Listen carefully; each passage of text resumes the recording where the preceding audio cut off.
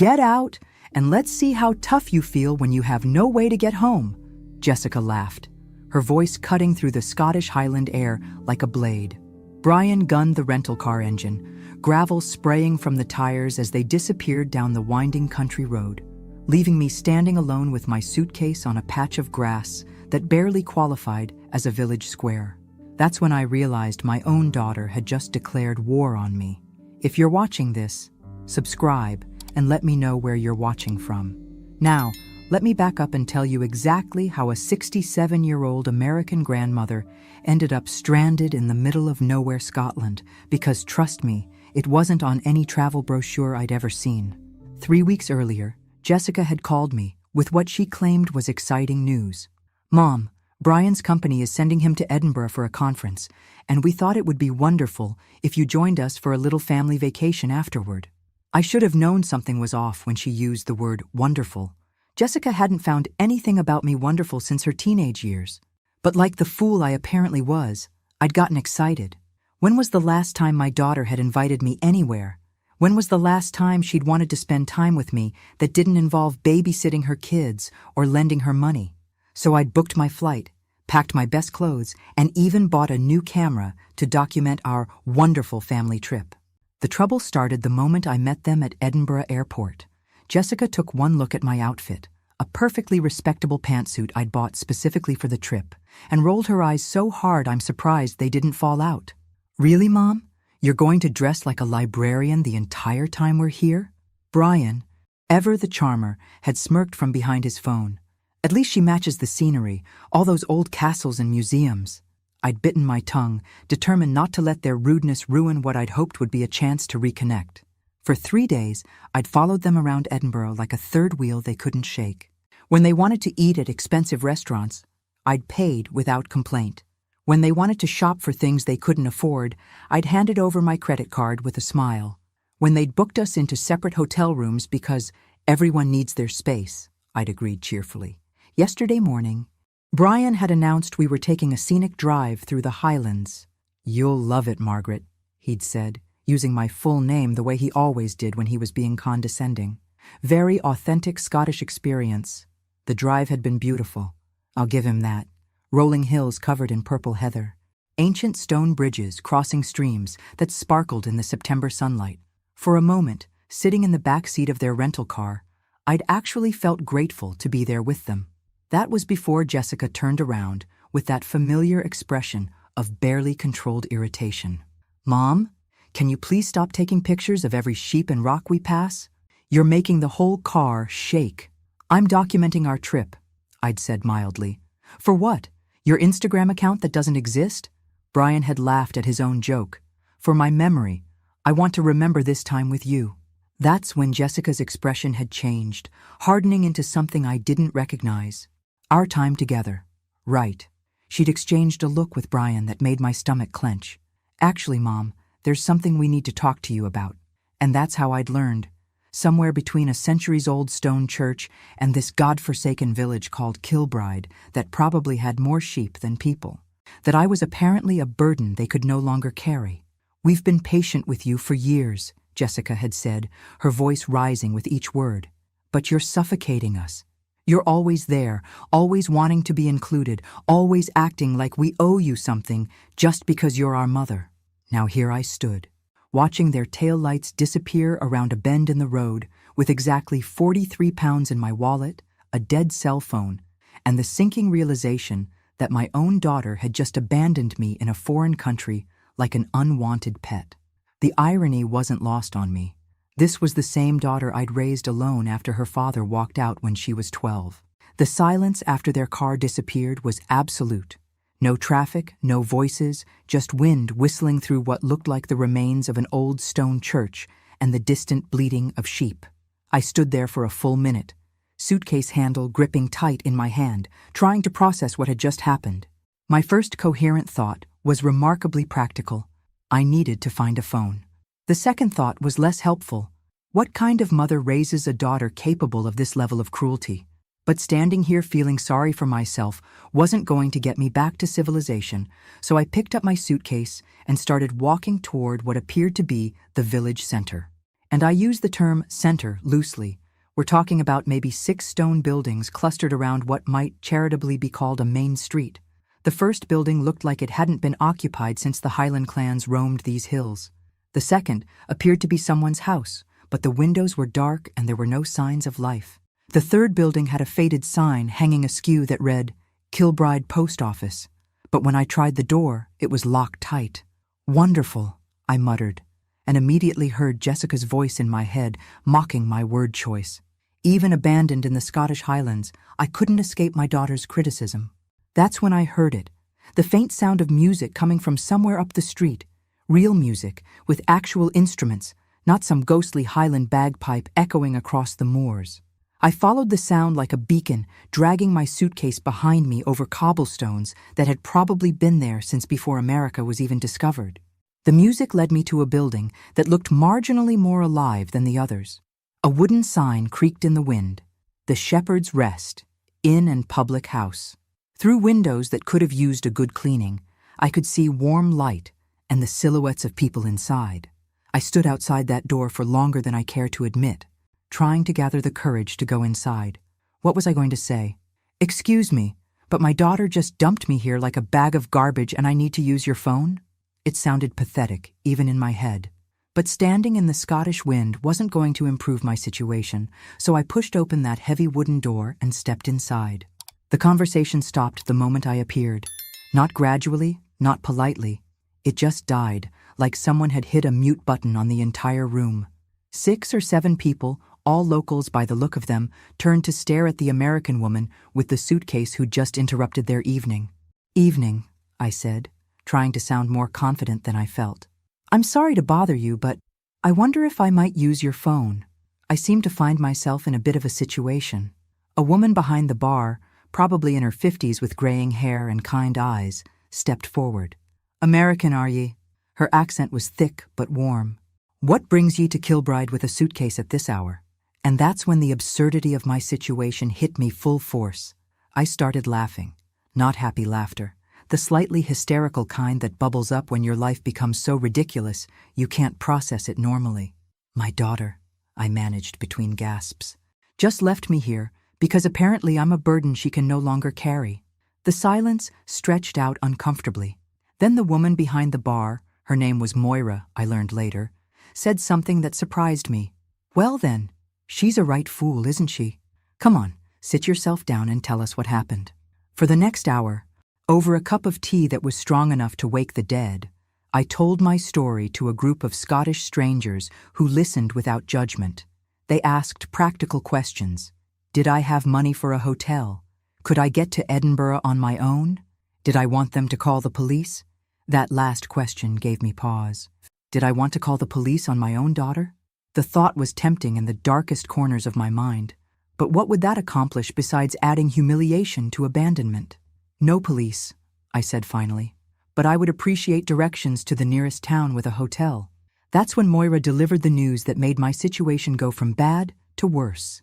The nearest proper hotel is in Stirling, about 40 miles south, but there's no bus service here, and the taxi would cost you more than you likely have. She was right. £43 wouldn't cover a taxi to the next village, let alone a hotel room and meals while I figured out how to get home. However, Moira continued, and I heard hope creeping into her voice, we do have a room upstairs that we rent out sometimes. It's nothing fancy, but it's clean and warm. £20 for the night, breakfast included. I wanted to hug this woman. £20 I could afford, and it would give me time to think, to plan, to figure out how to get out of this mess with whatever dignity I had left. As I climbed those narrow stairs behind Moira, suitcase bumping against the worn wooden banister, I caught a glimpse of myself in an old mirror hanging in the hallway. My hair was disheveled from the wind, my carefully planned outfit wrinkled from travel, and my eyes looked shell-shocked. But underneath the shock, something else was stirring, something that felt surprisingly like determination. Jessica thought she could dump me here and break me? She was about to learn that her mother was tougher than she remembered. The room above the Shepherd's Rest was exactly as Moira had described. Nothing fancy, but clean and warm.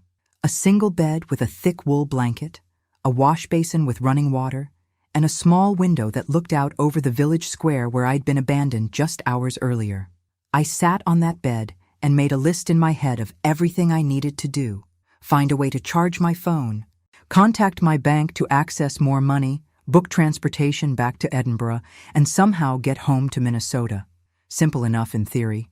In practice, it felt overwhelming. The phone charging turned out to be easy enough. Moira had a universal adapter behind the bar.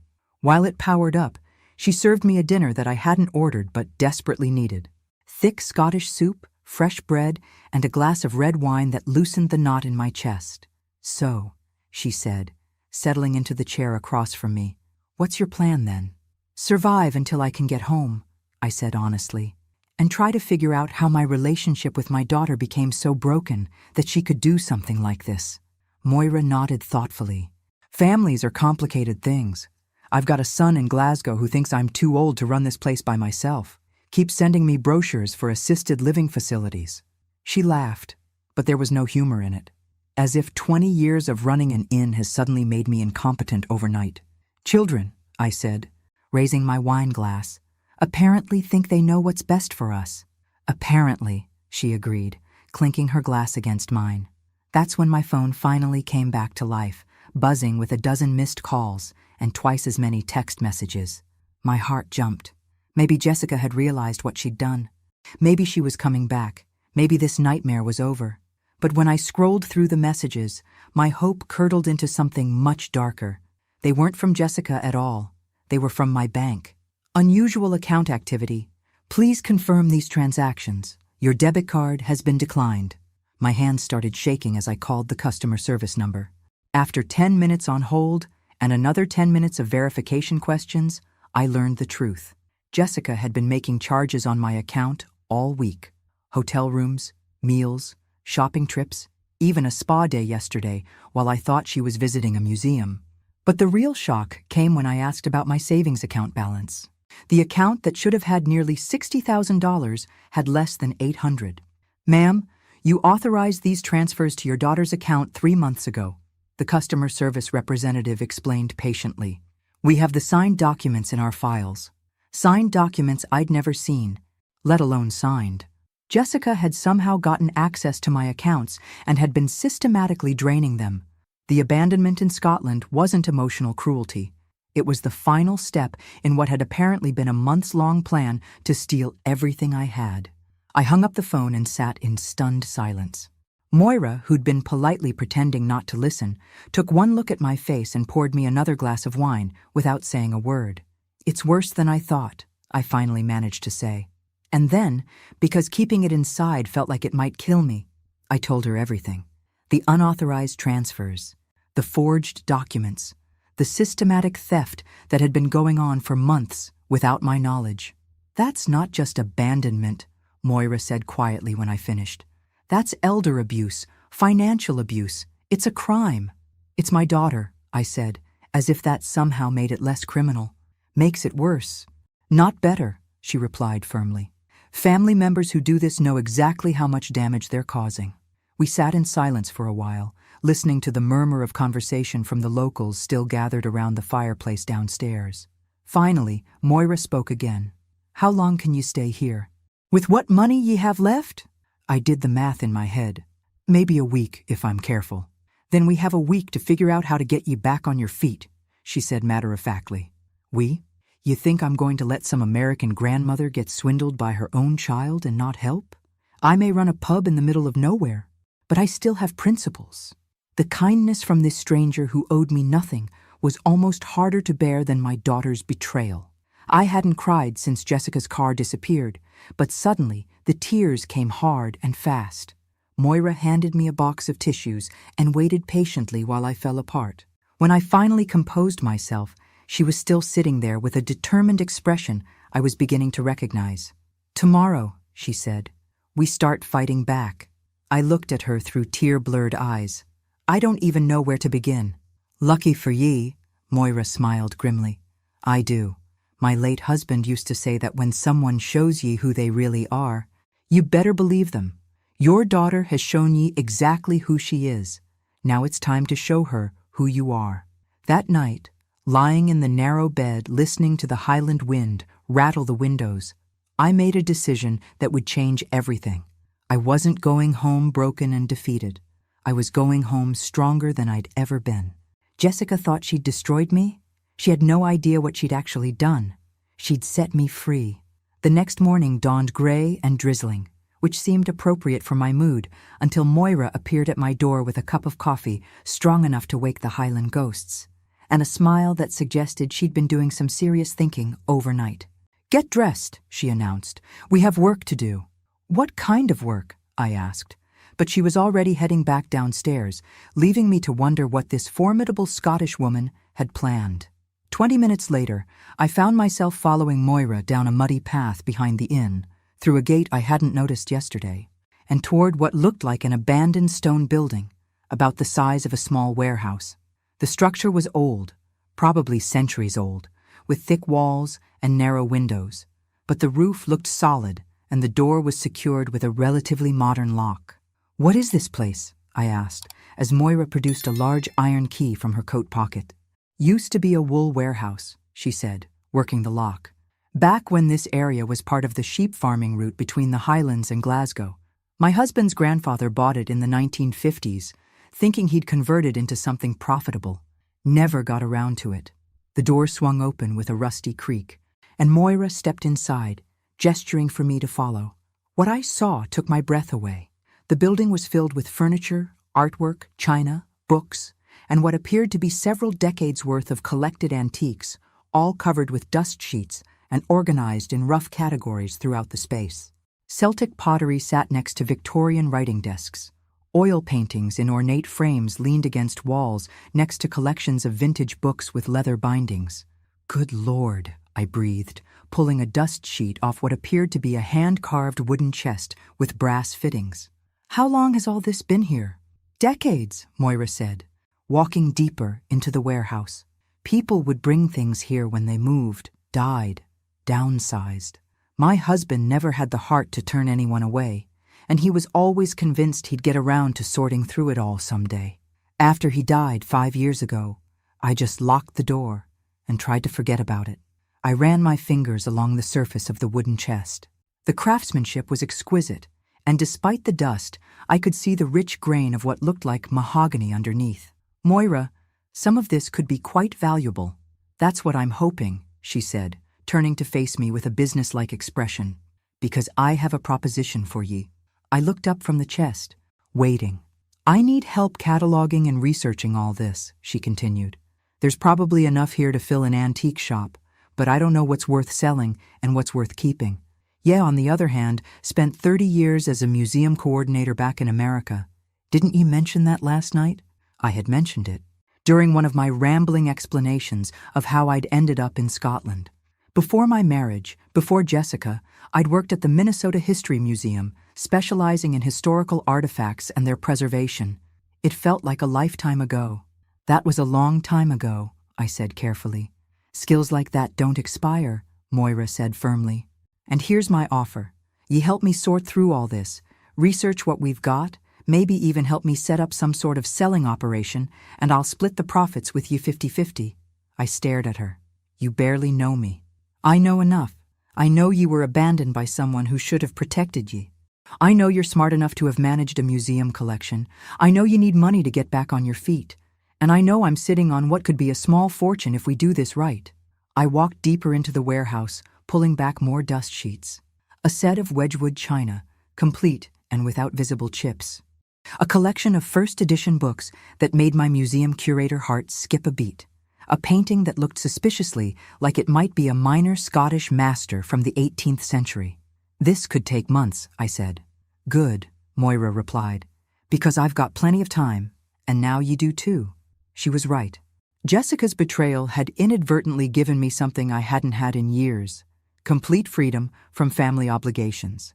No grandchildren to babysit, no daughter to enable, no one expecting me to be the accommodating mother who never made waves. "What about selling what we find?" I asked. "I don't know anything about the antique market here." Moira smiled. "That's where it gets interesting. My neighbor's nephew runs an auction house in Edinburgh. High-end stuff, mostly. He's been after me for years to let him evaluate some of the pieces that have been sitting here. Never seemed worth the trouble before, but with two of us working on it, I picked up what appeared to be a small porcelain figurine, turning it over to look at the maker's mark on the bottom. My museum training kicked in automatically, and I felt a familiar thrill of recognition. "Moira," I said slowly, "this is a Royal Dalton figure from their early production period. If it's authentic and in good condition, it could be worth several £100. Her eyes widened. "For that little thing?" "For that little thing." I set it down carefully and looked around the warehouse with new eyes. If this one small piece was valuable, and it had been chosen essentially at random from hundreds of items. "We're going to need better lighting," I said, and realized I was already planning our attack on this treasure trove. "Is that a yes, then?" I thought about Jessica, probably back in Edinburgh by now, assuming I was stranded and helpless. I thought about my depleted bank accounts and my uncertain future. Then I looked around this warehouse full of possibilities and felt something I hadn't experienced in months. Excitement. "It's a yes," I said, "but I want 60-40 split and I want it in writing." Moira laughed and stuck out her hand. 60-40 and a proper contract. I knew I liked you. As we shook hands, surrounded by decades of forgotten treasures, I couldn't help but smile. Jessica thought she'd left me with nothing? She'd actually left me with the first real opportunity I'd had in years to build something that belonged entirely to me. 3 weeks later, I was covered in dust, my fingernails were permanently stained, and I'd never been happier. Moira and I had established a routine that worked like a well-oiled machine. Mornings spent carefully cataloging items in the warehouse. Afternoons researching their history and value, using the surprisingly good internet connection at the Shepherd's Rest, and evenings planning our next moves. The Royal Dalton figurine had been just the beginning. We'd found a complete set of Edinburgh crystal that was worth more than my car back home. A collection of Victorian jewelry that made my heart race when I looked up comparable pieces online. And yesterday, wrapped in what looked like old bed linens at the very back of the warehouse, we'd discovered something that made both of us stop and stare. "That's not just any painting," I'd told Moira, carefully examining the canvas with the magnifying glass we'd bought in the village. "Look at this brushwork. Look at the signature in the corner." The painting was small, maybe 18 inches by 12, but it was exquisite. A highland landscape with a kind of detail and color saturation that spoke of true artistic skill. And in the bottom right corner, partially obscured by years of grime, was a signature that made my museum curator's heart pound. A. Nasmyth. Alexander Nasmyth, the father of Scottish landscape painting. If this was authentic, we weren't looking at hundreds of pounds, we were looking at thousands. "How do we know for sure?" Moira had asked, her voice barely above a whisper. "We get it properly appraised," I'd said, already making plans. "But first, we need to have it professionally cleaned and examined." That's how we'd ended up making our first trip to Edinburgh since I'd started my new life as an accidental antique dealer. Moira drove us in her ancient Land Rover, the carefully wrapped painting secured in the back seat like precious cargo. The art authentication service Moira's nephew had recommended operated out of a converted warehouse in Edinburgh's Old Town. The expert who examined our painting was a woman about my age named Dr. Catherine Murray, with sharp eyes and gentle hands that spoke of decades of experience handling priceless artworks. "Where did you acquire this?" she asked as she carefully unwrapped the painting and set it on her examination table. "It's been in storage for decades," Moira explained. "Part of an estate collection." Dr. Sau. Murray nodded and began her examination, using tools and techniques I recognized from my museum days. After what felt like hours, she finally looked up with an expression I couldn't quite read. "Well?" I asked, trying to keep the anxiety out of my voice. "It's authentic," she said simply. "Mid-period Nasmyth, probably painted around 1820. Subject matter is consistent with his work from that time, and the provenance makes sense. This area of Scotland was one of his favorite painting locations." Moira and I exchanged glances. "And the value?" Moira asked. "At auction, assuming proper documentation and provenance research, I'd estimate between 15 and 20,000 pounds. I actually gasped. 20,000 pounds for one small painting that had been gathering dust in a Scottish warehouse. if this was representative of what we might find in the rest of the collection. However, Dr. Murray continued, and my heart sank, there's something else you should know. She pulled up a database on her computer screen and turned it toward us. I ran the painting through our record system, and there's a notation here from 1987. This piece was reported as part of a collection that went missing from the MacLeod estate when the family lost their property to creditors. My stomach dropped. Missing as in stolen? Not necessarily stolen, Dr. Murray said carefully. More likely sold privately to settle debts, but without proper documentation of the sale. It's not uncommon with estate collections from that era. Families in financial trouble often sold pieces quietly to avoid public scrutiny. So we can't sell it? Moira asked, the disappointment clear in her voice. You can, but you'd need to do more research first. Find documentation of how the piece came to be in your warehouse. Establish a clear chain of ownership. It's doable, but it takes time and potentially some legal assistance. As we drove back to Kilbride, the painting secured once again in the back seat, I found myself thinking not about the potential complications, but about the possibilities. If we had one authentic Nasmyth, what else might be hidden in that warehouse? And more importantly, I was discovering that I had skills I'd forgotten I possessed. You look like you're scheming, Moira observed from the driver's seat.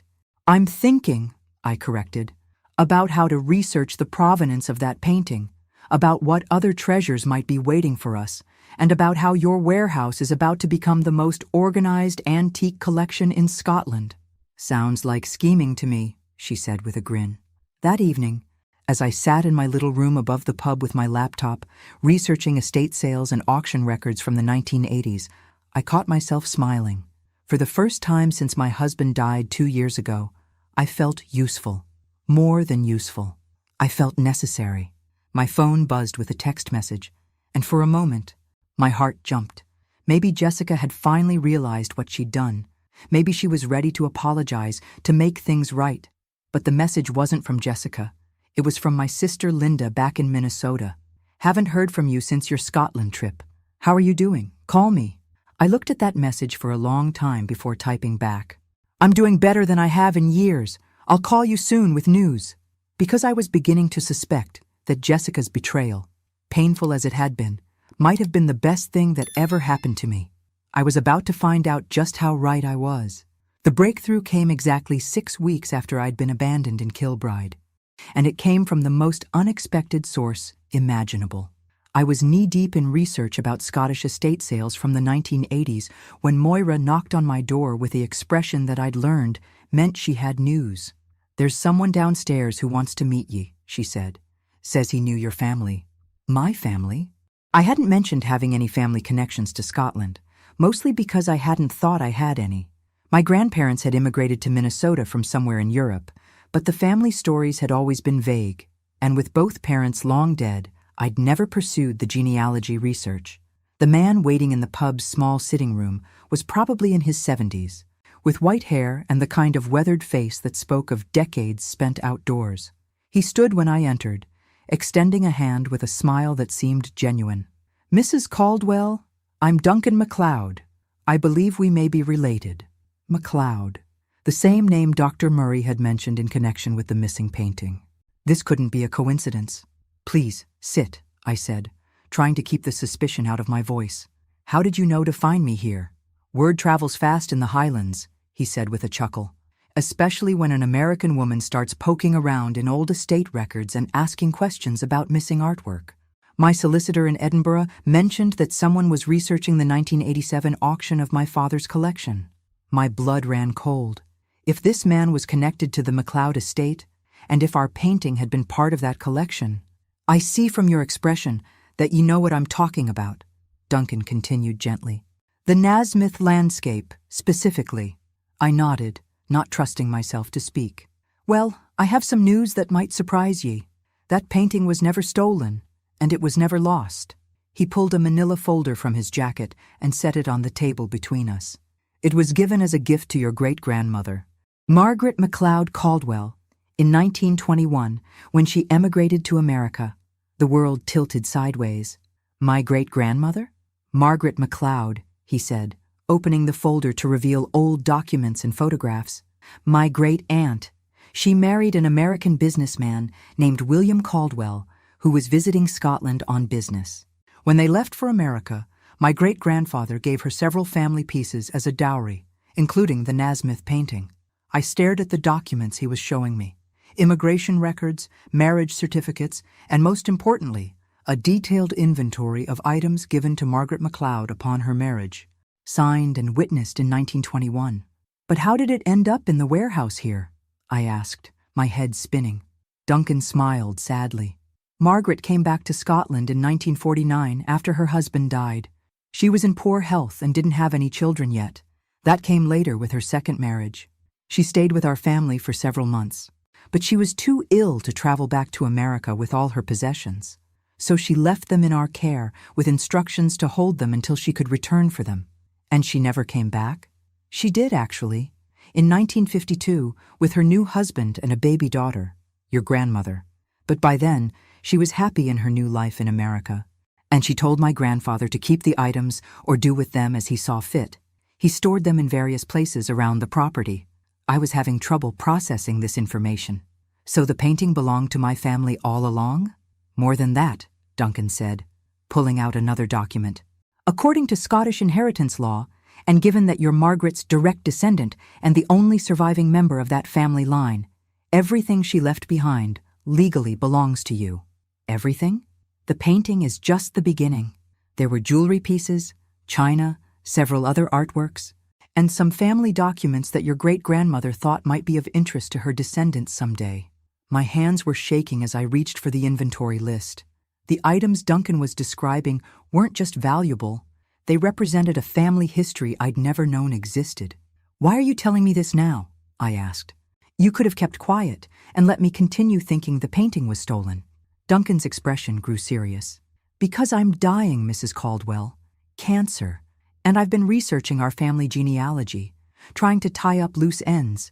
When I discovered you existed and that you were here in Scotland, it seemed like providence. We spent the next 3 hours going through documents, photographs, and family stories. By the time Duncan left, I had legal documentation proving my ownership of not just the Nasmyth painting, but of a collection of Scottish artifacts worth potentially hundreds of thousands of pounds. That evening, Moira and I sat in the pub after closing time, surrounded by the documents Duncan had left with me. Well, she said finally, this changes things considerably. It does, I agreed. The question is, what do we do now? Now, Moira said with a grin, we stop being small-time antique dealers and start being serious collectors. Because if you own a legitimate collection of this caliber, we're not talking about local auction houses anymore. We're talking about Sotheby's. I looked at the inventory list again, still hardly believing it was real. 6 weeks ago, Jessica had abandoned me here thinking she'd left me with nothing. Instead, she'd inadvertently led me to a family legacy I never knew existed. My phone buzzed with another text from Linda. Margaret, I'm worried about you. Please call me. This time, I picked up the phone and dialed her number immediately. Linda, I said when she answered, you're never going to believe what I have to tell you. Because I was about to become a very wealthy woman, and Jessica was going to discover that abandoning me in Scotland had been the biggest mistake of her life. But first, I had some serious business to conduct. The first auction at Sotheby's Edinburgh was scheduled for December 15th, exactly 4 months after Jessica had dumped me on that Scottish roadside. As I stood in the elegant auction house watching wealthy collectors examine my great-grandmother's Nasmyth painting, I couldn't help but think about the irony of it all. The woman Jessica had abandoned as a worthless burden was about to become rather wealthy. Lot 47, Alexander Nasmyth Highland Landscape. Oil on canvas, circa 1820, the auctioneer announced.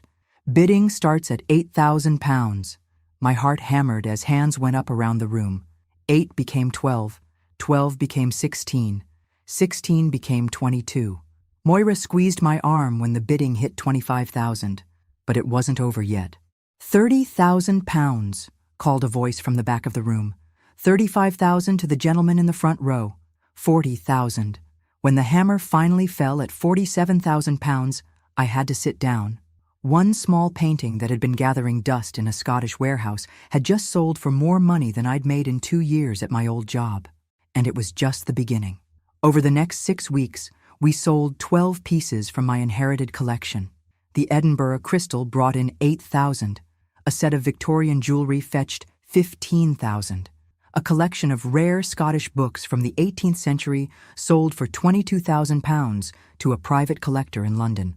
By the end of January, my bank account showed a balance I'd never dreamed possible. More importantly, I'd discovered I had a genuine talent for this business. My museum background, combined with Moira's local knowledge and practical sense, had created something special. "We should make this permanent," Moira said over dinner one evening in February. "I mean really permanent. Not just you helping me clear out the warehouse, but a proper antique business." I looked around the Shepherd's Rest, which had become more home to me than anywhere I'd lived in years. "What did you have in mind?" "Partnership. 50-50, like we agreed in the beginning. We convert part of the warehouse into a proper showroom, maybe expand into estate sales and appraisals. I handle the local connections, ye handle the research and authentication." It was exactly what I'd been hoping she'd suggest, but hadn't dared to bring up myself. "MacLeod and Caldwell Antiquities? Has a nice ring to it," Moira grinned. That's when my phone rang. The number on the screen made my blood freeze. Jessica. I hadn't heard from my daughter since she'd driven away and left me stranded. For 7 months, she'd maintained complete radio silence, apparently content to let me disappear from her life entirely. Now, suddenly, she was calling. "Answer it," Moira said quietly. "Time to find out what she wants." I hit the answer button with hands that weren't quite steady. "Hello, Jessica." "Mom." Her voice sounded different, smaller somehow. I've been trying to reach you for weeks." "Interesting." I checked my phone logs. No missed calls from her number. "Have you? Your old number wasn't working, and nobody seemed to know where you were. I finally got this number from Aunt Linda." "Ah, so Linda had given her my Scottish phone number. What do you want, Jessica?" "I want to apologize," she said, and for a moment she sounded like the little girl who used to climb into my bed during thunderstorms. "What Brian and I did, leaving you there, it was inexcusable." "Yes, it was.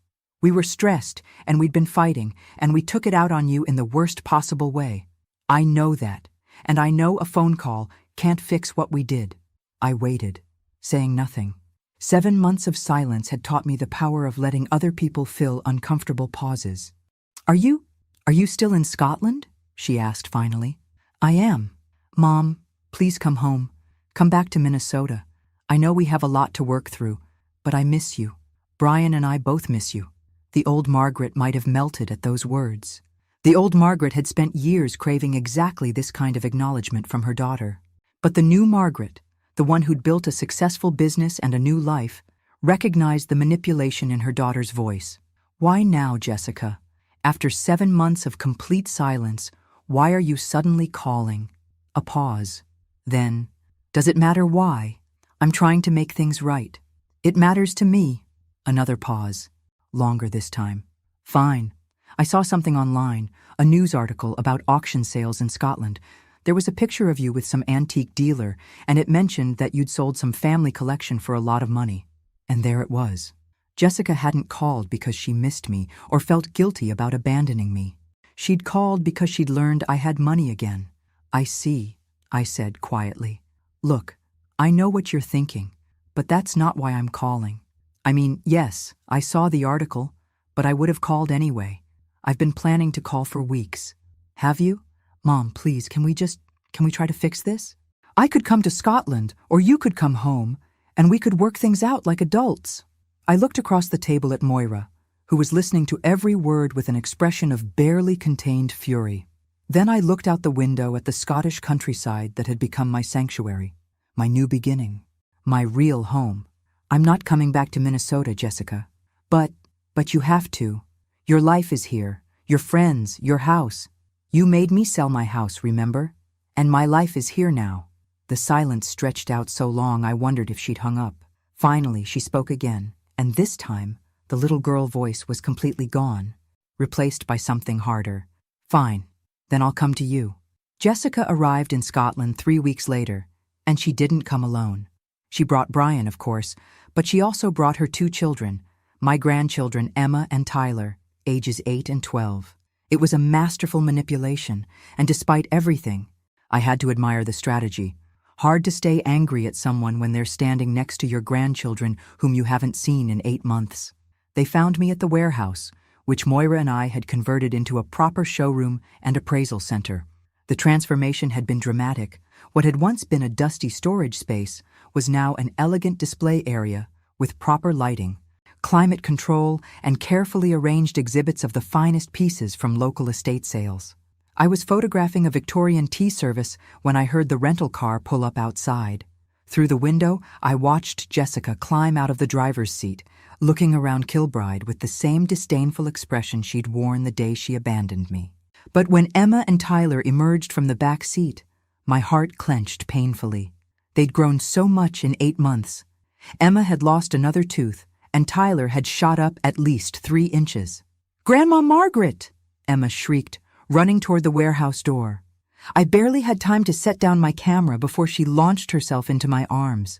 Tyler followed more slowly, with the carefully controlled enthusiasm of a 12-year-old boy trying to look cool, but I could see the genuine happiness in his eyes. "I missed you so much," Emma whispered against my shoulder.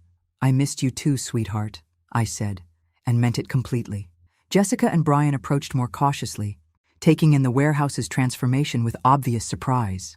"This is not what I expected," Jessica said finally. "What did you expect?" She gestured vaguely around the showroom. "I don't know. Something smaller, I suppose. More rustic." Moira chose that moment to emerge from the office area, carrying a folder of appraisal documents and wearing the kind of smile that didn't reach her eyes. "You must be Margaret's daughter," she said, her Scottish accent somehow thicker than usual. "I'm Moira MacLeod, her business partner." Jessica's eyes widened slightly at the business partner description, and I could practically see her recalculating whatever approach she'd planned to take. "Business partner?" Brian asked, looking around with newfound interest. "What kind of business?" "Antiques, estate sales, appraisals," I said simply. "We've been quite successful." "Successful enough to afford this renovation," Jessica observed, and I heard the old familiar tone, the one that implied I was being wastefully extravagant. "The renovation paid for itself," Moira interjected smoothly. "When you're dealing with high-value items, presentation matters. Our clients expect a certain level of professionalism." "Clients?" Brian asked, and I could see the dollar signs practically lighting up in his eyes. That's when Emma tugged on my sleeve. "Grandma, can you show us around? This place looks like a museum." "It does, doesn't it?" I said, grateful for the distraction. "Would you like to see some of the treasures we've discovered?" For the next hour, I gave my grandchildren the same tour I gave to serious collectors and potential clients. Emma was fascinated by a collection of Victorian dolls, while Tyler was drawn to a display of medieval weapons and armor pieces. "Are these real?" he asked, examining a 16th-century Scottish dirk. "Completely authentic," I confirmed. "That particular piece belonged to a Highland clan chief. We're selling it next month to a collector in London." "For how much?" Jessica asked, appearing beside us. £12,000, I said casually, watching her eyes widen. 12,000? For one old knife? For a documented piece of Scottish history with provenance dating back 400 years, I corrected. Jessica walked around the showroom with increasing amazement, stopping to examine price tags and documentation. I could see her doing mental calculations, adding up the value of everything on display. "Mom," she said finally, "I had no idea. This is really something. Thank you. I mean it. You've built something impressive here." The old Margaret would have glowed under such praise from her daughter. The new Margaret recognized a setup when she heard one. "What do you want, Jessica?" I asked quietly, drawing her away from where the children were playing. "Can't I just be proud of my mother?" "You can, but that's not why you're here." She looked around the showroom again, and when she turned back to me, the mask had slipped slightly. "Okay, fine. Yes, I'm impressed by what you've accomplished. But I'm also worried about you." "Worried about what?" "About you being taken advantage of. About this woman," she gestured toward Moira, "who was showing Tyler how to properly hold the antique dirk, using you for your knowledge and connections." I almost laughed. "Jessica, Moira saved me. When you abandoned me here, she gave me shelter, friendship, and opportunity. Everything I have now started because of her kindness. But are you sure she has your best interests at heart? Are you sure she's not just using you? The irony was breathtaking. My daughter, who had systematically drained my bank accounts and then abandoned me in a foreign country, was worried that someone might be using me. What exactly are you suggesting? I asked. Jessica glanced around to make sure the children weren't listening, then leaned closer. I think you should come home with us. Tonight. Pack up whatever's yours and come back to Minnesota where your family can look out for you. My family? Me, Brian, the kids. We made a terrible mistake, Mom, but we want to make it right. We want to take care of you properly this time. I stared at her, genuinely amazed by the audacity. Take care of me? You're 67 years old, living in a foreign country with strangers. What happens if you get sick? What happens when you're too old to work? Who's going to look after you then? I'll manage, I said dryly. But you don't have to manage alone. That's what family is for. And despite everything I knew about my daughter, despite all the evidence of her selfishness and cruelty, some small part of me wanted to believe her. Some small part of me still craved her love and approval. Maybe that's why I made the mistake I was about to make. I'll think about it, I said. That evening I agreed to have dinner with Jessica and her family at the small hotel where they were staying in the next village. It was the first time in 8 months that we'd sat around a table together, and I found myself watching my daughter carefully, looking for signs of the woman who had abandoned me. But Jessica was charming that night. She asked thoughtful questions about my business, praised the photographs I showed her of our recent auction successes, and even apologized again, more thoroughly this time. I've been seeing a therapist, she said over dessert, while the children played quietly with the hotel's courtesy tablets. About anger management and family relationships. She helped me understand that what I did to you wasn't just cruel. It was abusive. The word hung in the air between us. Jessica had never acknowledged that her behavior might qualify as abuse. It was, I agreed quietly. I know. And I know that saying sorry isn't enough. I have to show you that I've changed, that I'm working to become the daughter you deserve. She reached across the table and took my hand. Mom, I love you. I should have said that more often over the years. I should have shown it better. But I do love you, and I want us to be a real family again. The old Margaret would have melted completely. Even the new Margaret felt a dangerous softening around the edges. What does that look like? I asked. Being a real family again? It means we make time for each other. It means I stop taking you for granted. It means the kids get to know their grandmother properly. Emma looked up from her tablet. Are you coming home with us, Grandma Margaret? The question was innocent, but it felt loaded with expectation. I looked around the table at these people who were my only family, who had traveled across an ocean to find me, who were saying all the things I'd longed to hear for years. I don't know, sweetheart, I said honestly. We could visit you here sometimes too, Tyler suggested. This place is actually pretty cool. Jessica smiled at her son's words. We could do that. Maybe we could even help with your business somehow. Brian's good with marketing and social media, aren't you, Brian? Brian nodded enthusiastically. I could set up a website for you, help you reach more customers online. This antique business has real potential, Margaret. With the right marketing strategy, you could probably expand beyond Scotland.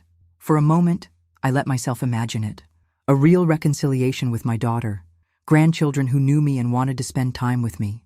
A family business that bridged the ocean between us. It was seductive. It was everything I'd wanted. It was also probably too good to be true. But that night, back in my room above the Shepherd's Rest, I found myself seriously considering Jessica's offer to come home. Maybe people really could change. Maybe my daughter had genuinely learned from her mistakes. Maybe the cruelty I'd experienced had been an aberration, not her true character. I was still debating with myself when I heard voices outside my window. The hotel where Jessica was staying was only a few hundred yards away, and sound carried clearly across the quiet village at night. I recognized Brian's voice first, then Jessica's. They were standing outside the hotel, apparently having what sounded like a serious conversation. I couldn't make out individual words, but I could hear the tone, urgent, possibly argumentative. Curious, I opened my window slightly and leaned closer. Told you this was a waste of time, Brian was saying. She's not going to just hand over the business. She might, Jessica replied. Did you see how she reacted when Emma asked about coming home? She wants to believe we've changed. And if she doesn't believe it, then we move to plan B. I felt my blood turn to ice. Plan B? I still think Plan B is too risky, Brian said. What if she finds out? She won't find out. And even if she does, what's she going to do about it? She's 67 years old and living in a foreign country. Who's going to believe her over us? Their voices were getting fainter as they moved toward the hotel entrance. But I caught Jessica's final words. One way or another, Brian, we're not leaving Scotland empty-handed. I closed the window and sat on my bed in the darkness, my heart pounding. Jessica hadn't come to Scotland to reconcile with me. She'd come to steal from me. Again. The therapist, the apologies, the talk of being a real family. It was all an elaborate con game designed to get me to trust her long enough for her to figure out how to take what I'd built. I should have been devastated. The old Margaret would have been crushed by this final confirmation of her daughter's true nature. Instead, I found myself getting angry. Not sad, not hurt, furious. Jessica had stolen my savings, abandoned me in a foreign country, and now she was planning to steal my business too? She thought I was too old and too naive to protect myself? She was about to learn exactly how wrong she was. I picked up my phone and called Moira. "It's late," she said when she answered. "Everything all right?" "No," I said grimly. "But it's about to be. We need to talk." The trap was elegant in its simplicity, and it was entirely Moira's idea. Over coffee the next morning, after I'd told her what I'd overheard, she'd smiled with the kind of cold satisfaction that reminded me why I'd never want to cross her. "So they think they can con you out of your business?" she'd said. "Well then, let's give them something to con you out of." The plan was this. I would pretend to be convinced by Jessica's reconciliation act. I would agree to return to Minnesota with them. But first, I would need to liquidate my share of the business and transfer the money to American accounts. This would require Jessica's help, since she understood American banking better than I did. Of course, the accounts I'd ask her to help me set up would be fake. The money I'd appear to transfer would be non-existent. And the liquidation of valuable antiques would actually be a carefully orchestrated removal of our least valuable inventory to a secure storage location. The beautiful part, Moira explained, is that they'll think they're stealing from ye when really they'll be stealing nothing. And in the process, they'll confess to exactly what they're planning to do. "And you're sure this will work?" "Margaret, I've been dealing with cons and schemers my entire life. Trust me, greed makes people stupid." She was right. Jessica took the bait immediately when I called her that afternoon. "I've been thinking about what you said," I told her. "About coming home, about being a real family again." "And?" I could hear the excitement in her voice. "I think you're right. I think I should come back to Minnesota with you." The silence stretched out for several seconds, and I could practically hear her trying not to sound too eager. "Really? You mean that?" "I do. But it's complicated, Jessica. I can't just walk away from the business overnight. There are legal obligations, inventory to deal with, money to transfer." "Of course," she said quickly. "We understand that. How long do you think it would take to wrap things up?" "A few weeks, maybe a month, and I'd need help with some of the financial aspects. The banking systems are different here, and I want to make sure I don't lose money in the transfer process." "Brian and I could help with that," she offered immediately. "Brian's really good with finance and international banking." "I'll bet he is," I thought. "That would be wonderful," I said aloud. "Could you extend your trip? I know it's a lot to ask, but I could really use the support." "Absolutely. We'll change our flights. This is more important." Over the next week, Jessica and Brian became my constant companions. They helped me liquidate inventory. Actually, they helped us move our least valuable pieces into storage while we told them we were selling everything. They assisted with closing bank accounts. Actually, they helped us open several fake accounts with minimal balances while we told them we were consolidating my Scottish earnings. And through it all, Jessica played the role of the devoted daughter perfectly. She was attentive, helpful, and seemingly genuine in her desire to make amends. If I hadn't overheard that conversation outside the hotel, I might actually have believed her. The breakthrough came on day 8 of their extended visit.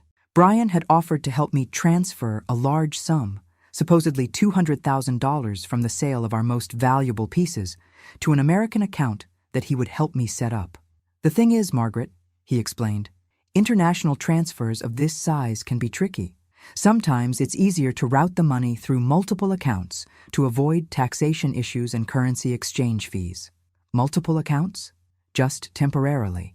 We set up a holding account, transfer the money there first, then move it to your permanent American account once we're back in Minnesota. And you'd have access to this holding account? Just to facilitate the transfers, Jessica added quickly. It would still be your money, of course. We'd just be helping you manage the technical aspects. I nodded thoughtfully. That makes sense. You're both so much better with this kind of thing than I am. Exactly, Brian said, and I caught the quick glance he exchanged with Jessica. We just want to make sure you don't get taken advantage of by banks or currency exchange services. The irony was so thick you could cut it with a knife. That evening, I met with Moira and our solicitor, Duncan MacLeod's nephew James, to finalize the details of our trap. Everything was ready. The fake accounts, the false transfer confirmations, even fabricated documentation showing the fictional sale of our most valuable inventory. Are you sure about this? James asked. Once they attempt to access those accounts, they'll be committing fraud. Criminal fraud. I'm sure, I said. My daughter has stolen from me twice now. I won't give her the opportunity for a third time. And if they actually go through with it? If they try to take the money and disappear? Then we call the police and press charges. Moira nodded approvingly. They made their choice when they decided to con ye. Now they get to live with the consequences. The next morning, I told Jessica and Brian that everything was ready for the transfers. Are you excited? Jessica asked as we walked to the bank. About coming home, starting fresh? I looked at my daughter, this woman who had given me such joy as a child, such pain as an adult, and felt something surprisingly like pity. Yes, I said honestly. I'm excited about starting fresh, just not in the way she imagined. The call came at 6:47 a.m., 3 days after Jessica and Brian had returned to Minnesota with what they believed was access to my $200,000. I was having breakfast with Moira when my phone rang, showing Jessica's number. Mom? Her voice was shaking. We need to talk. Good morning, Jessica. How are you settling back in? There's a problem with the bank accounts. The ones Brian set up for your money transfer. What kind of problem? They're frozen. The bank says there was suspicious activity, and they've locked everything down pending an investigation. I took a sip of my coffee, savoring the moment. How strange. What do they mean by suspicious activity? I don't know. Brian's been on the phone with them for hours, but they won't tell us anything. They just keep saying there's an ongoing investigation. Well, I suppose that's concerning? Have you contacted the police? Silence. Then, the police? If there's been suspicious activity involving my money, shouldn't we report it to the authorities? I don't think that's necessary. These things usually resolve themselves. Do they? How convenient that you know so much about banking irregularities. Jessica. Another pause. Longer this time. When she spoke again, her voice had changed. Harder, more desperate. Look, Mom, I think there might have been some kind of mistake in the transfer process.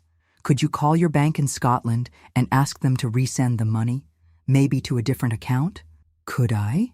I set down my coffee cup and smiled at Moira, who was listening to every word with obvious satisfaction. And which account would you like me to send it to this time? Brian has another account we could use temporarily, just until we figure out what went wrong with the first one. How helpful of Brian to have so many accounts available. Mom, please, we're trying to help you here. Are you? That's interesting, because from where I'm sitting, it looks like you're trying to steal from me.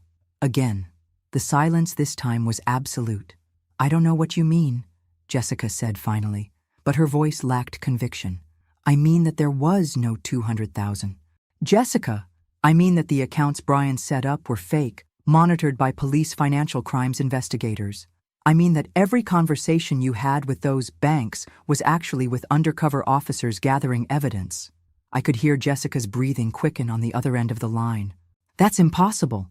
We saw the documentation. We saw the transfer confirmations. You saw fabricated documents designed to catch you in exactly the kind of fraud you were planning.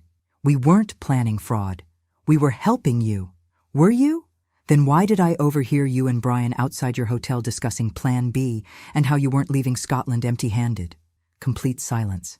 The truth is, Jessica, you never came to Scotland to reconcile with me. You came because you learned I had money, and you wanted to steal it just like you stole my savings last year. The apologies, the therapy story, the promises about being a real family. It was all lies designed to manipulate me into trusting you long enough for you to rob me blind. That's not true. But her voice was weak now, defeated. Isn't it? Then why don't you call the police yourself? Report this banking irregularity to the authorities and let them sort it out. No response. I thought not. I stood up and walked to the window, looking out at the Scottish countryside that had become my true home. Jessica, I gave you every opportunity to be a real daughter to me. I forgave your cruelty, your theft, your abandonment. I was even willing to believe you had changed, that you genuinely wanted to make amends. I did want that. I do want that. No, you don't. You want my money. You've always only wanted my money. And now you don't get either. Mom, please, let's talk about this reasonably. I know we made mistakes, but we can fix this. We? I laughed, but there was no humor in it. There is no we, Jessica. There's me, living my life in Scotland with people who genuinely care about me. And there's you, sitting in Minnesota trying to figure out how to explain to your husband why your latest con didn't work. It wasn't a con. Then what was it? Silence. Here's what's going to happen, I continued. You're going to leave me alone, completely alone. No more phone calls, no more manipulation, no more attempts to insert yourself into my life for financial gain. In exchange, I won't press charges for attempted fraud. You can't press charges. We didn't actually take any money. No, but you tried to. And you did take money last year. Money you stole from my accounts using forged documents.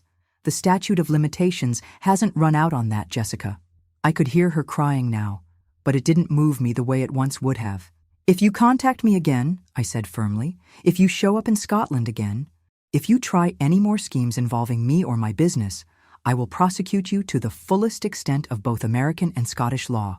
Are we clear? Mom, you can't just cut me out of your life. I'm your daughter. No, I said quietly. You were my daughter. Now you're just someone who shares my DNA and thinks that entitles her to my money. I hung up the phone and turned to Moira, who was watching me with an expression of pride. Well? She asked. It's over, I said, and felt a weight I didn't even realize I'd been carrying lift off my shoulders. It's finally over. 6 months later, MacLeod and Caldwell Antiquities was featured in a major article about successful British antique dealers. The photograph accompanying the article showed Moira and me standing in our showroom, surrounded by beautiful pieces we'd discovered and carefully researched. I was 78 in the article. I was wearing a designer suit I'd bought with my own money. I was standing in a business I'd helped build, and I was genuinely happy for the first time in decades. Jessica never called again. I heard through Linda that she and Brian had divorced, apparently over financial problems that I suspected were related to their failed attempt to steal from me. I didn't feel bad about it. My phone still gets messages sometimes from people who've heard my story. Women mostly, who've been financially abused by their own children, who've been made to feel like burdens instead of treasured family members. I always respond the same way. It's never too late to start over, and you're stronger than you think you are. Because sometimes the worst thing that happens to you turns out to be the best thing that ever happened to you. Jessica thought she was abandoning me when she left me on that Scottish roadside. Actually, she was setting me free. Thanks for listening. Don't forget to subscribe and feel free to share your story in the comments. Your voice matters.